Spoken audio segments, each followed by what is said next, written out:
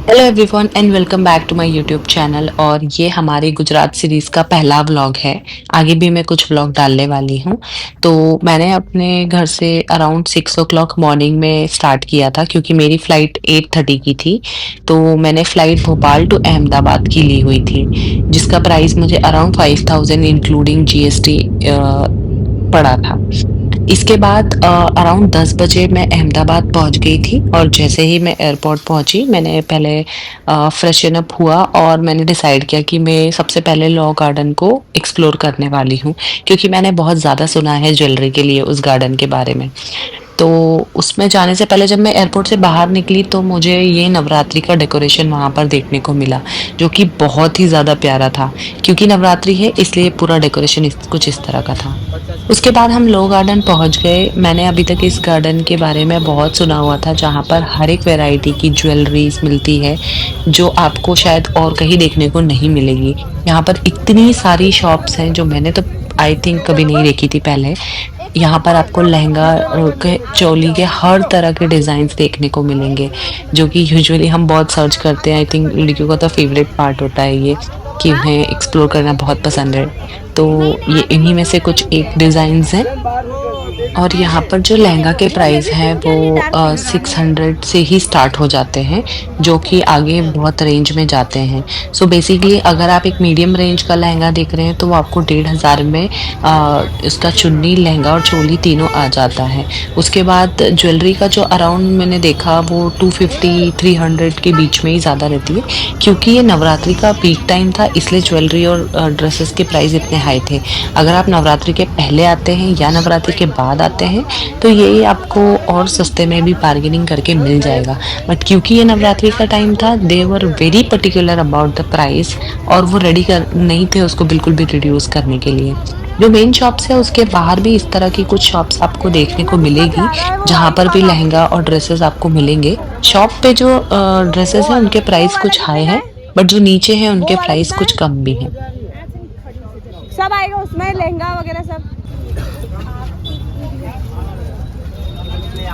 लहंगा वाला section explore करने के बाद आप ज्वेलरी सेक्शन भी देख सकते हो, जो कि पैरेलली आपको मिल जाएगा। यहाँ पर हर तरह की ज्वेलरी अवेलेबल है, जैसे कि ये कमरबंद है जो कि बहुत सारी वैरायटीज में अवेलेबल है। बैंगल्स के आपको इतनी वैरायटी मिलेगी जो तो सच में आपने कभी नहीं देखी होगी। और बहुत यूनिक यूनिक डिज़ाइंस हैं जिनके प्राइस वही अराउंड 300 200। सो यहाँ पे जो मैक्सिमम ज्वेलरी के प्राइस जो मैंने देखे वो 200 से 350 के बीच में ही थे। जैसे कमरबंद का प्राइस 350 अगर उसमें ज़्यादा डिज़ाइंस है, कम डिज़ाइंस है तो 300। एंड इयररिंग्स की तो इतनी वैरायटी है कि पूछिए मत।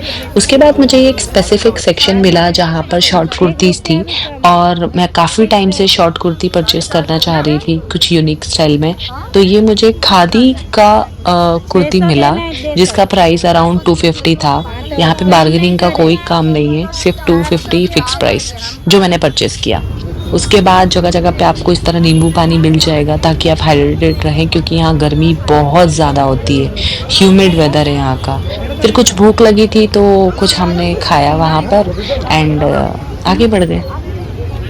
मुझे पर्सनली गुजराती फूड बहुत पसंद है, वो चाहे खमन हो, खाकरा हो, जलेबी, ढोकला, फाफड़ा, मुझे तो बहुत ही अच्छा लगता है। और दाबेली तो like one of my favourite. तो मैंने जल्दी से खाई और अपनी कंटिन्यू किया शॉपिंग को।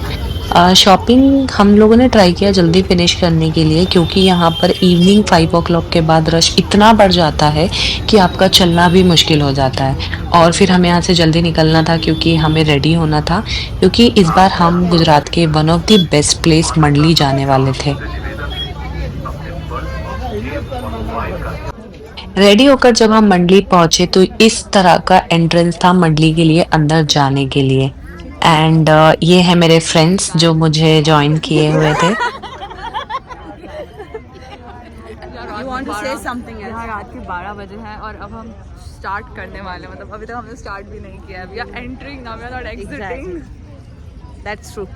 And this was the vibe of the place. It was so beautiful and mesmerizing. The lighting was amazing. और मतलब शायद मैं डिस्क्राइब ही नहीं कर सकती, इतना सुंदर प्लेस था ये गरबे के लिए, जो शायद मैंने तो कभी एक्सप्लोर नहीं किया था। गुजरात में जो मैंने चीज़ ऑब्जर्व की, लोग 11-12 बजे के बाद गरबा शुरू करते हैं और अराउंड मॉर्निंग 6 ओ क्लॉक तक करते हैं। ये रहे कुछ ग्लिम्स।